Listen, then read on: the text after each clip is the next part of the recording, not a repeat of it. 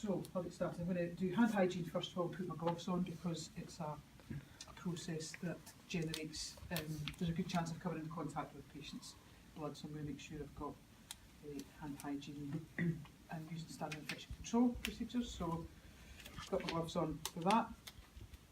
What we would do would be to look for an appropriate cannulation site either in the back of the hand, the radial aspect of the wrist, or the antecubital fossa. So for the purposes of this, see, we'll go for the antecubital fossa.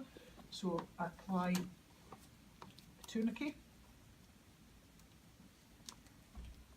like so, just to make sure I get the vein engorged that I'm looking for. So say I'll go to this vein here, so could you just pass me a swab first of all, just the alcohol swab's fine.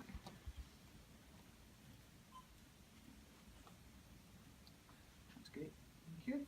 And we use a one wipe technique as we do for all times when we're cleaning a cannulation site or for a BM, just one wipe, and that can go in clinical waste.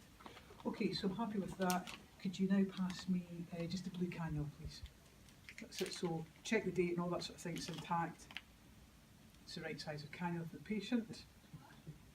That's fine, so if you just open the packet, and if you just push, that's ideal. Perfect. So I've got the cannula. First thing I tend to do is lift the top off and put the bung on top so that I don't lose it. Okay, so take the cap off. I've got a live sharp now, just to let you know. Find the cannula site, I cannulate at a 30-degree angle, advance the cannula, I get a flashback of blood into the chamber, I pull the needle back and I continue to advance the cannula until it's all the way in. Apply some pressure, take the needle out, and that just goes into the sharp spin as well. At this point I can take the bung off the drug port and put it on the back of the cannula to stop all the patient bleeding. Okay. So I'm happy that I've got that in. Could you draw me up a flush, please?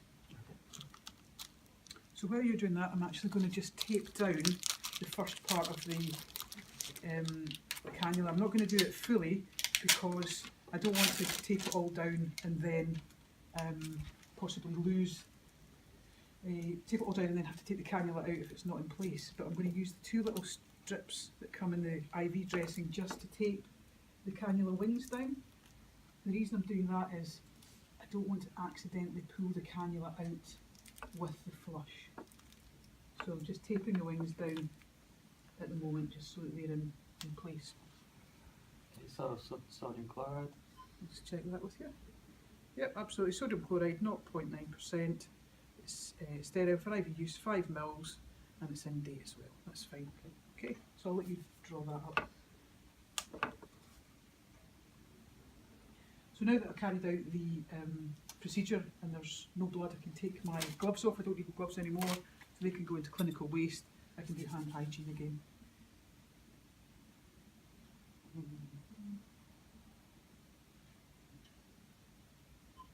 Okay, so I'll show you how to.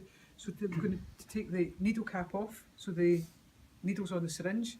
If you pinch with one hand the needle just below the needle sheath, the actual needle itself, and the sheath. So you're going to hold on to the needle with that. With the other hand, if you grip your other hand with this hand and with your finger and thumb, just loosen the needle cap off.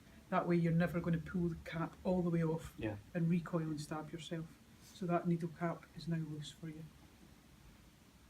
I'll put that in the sheath now. Yeah, that's fine. Okay, so just remind whoever's there that you've got a live sharp. Okay. Especially in a vehicle, if you're doing that and we're in an enclosed vehicle, what we don't want to do is turn around and you're standing with a sharp. So if you say a live sharp, it means everybody knows that there's an unsheathed needle in the area.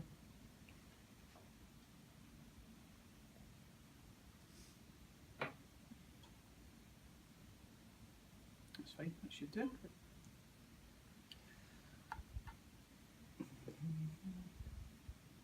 So that's fine, yeah, just expel any air out of the... That's fine, that's it, perfect. And then just take the needle off, dispose of the needle, put it in the sharp spin. And just say sharps away. Sharps away. That's perfect, thank you very much. take that, I'm quite happy with that. It's drawn up. I know it's the right drug, I've seen it. I undo the cap, the drug port cap, insert the syringe in, and as I'm pressing down, it should plunge, the plunger should go down without any resistance, and I can see if there's any fluid building up in the tissue around. It's flushing through without any problem, so I'm quite happy with that. And that can now go get disposed of. So I'm happy that that's in situ, it's patent, it's flushing through, it's not in the tissues, the fluid's running through without any problem. What I can do now is apply the rest of the dressing. So just peel the back off the IV dressing with the V point, it's the notch cut out of it. That just goes over the top of the cannula. So over the top of the cannula, like so. And then just peel off the remaining plastic bits round about it. So we can take off the little bit in the centre. And this just allows us still to see if there's any changes to the cannula. Peel off around the edges.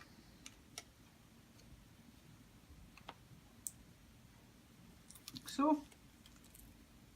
And just make sure the dressing is nice and flat, it's not too many creases in it, and it's in place. And the last thing to do is on the dressing there's a space for the date and time. That gets written in there because the cannula can only stay in situ for a set 72 hours, I think it is. And that just gets put on at the side just to let whoever's at the receiving hospital know that that's been in, and that's cannulation.